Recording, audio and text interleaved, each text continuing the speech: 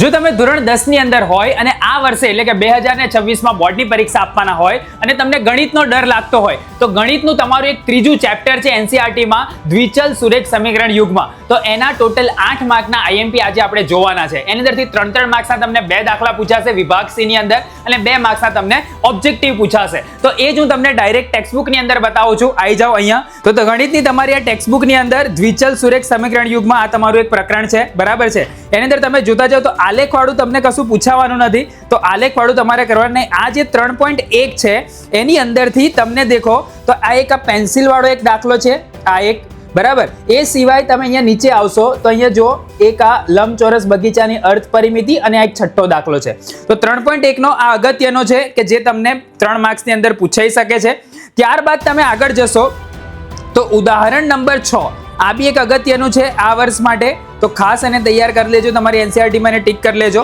આગળ જશો તો એક તમને આદેશની રીતનો દાખલો પૂછાશે, એ આની અંદરનો જ કોઈક હશે, બરાબર છે. જે લોકો બેઝિક વાળા છે એ લોકોએ તો ખાસ આના બધાના જવાબ સાથે યાદ રાખી લેવાના.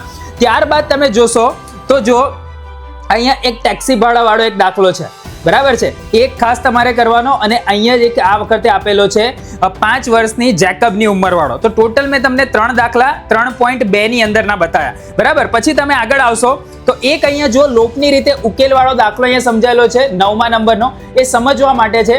પણ ત્યારબાદ તમે જોશો તો 3.3 ની અંદર પહેલું જે છે આની અંદરનું બી કોઈ બી સમીકરણની એક જોડ તમને આપી અને પૂછી શકે છે, બરાબર. એ સિવાય વ્યવહારિક દાખલાની વાત કરીએ તો અહીંયા એક જો 4થા નંબરનો એક દાખલો છે, અહીંયા એક બીજા નંબરનો દાખલો છે અને અહીંયા પ્રતિષ્ઠિત પુસ્તકાલય વાળો એક દાખલો તમને બતાવેલો છે, બરાબર છે.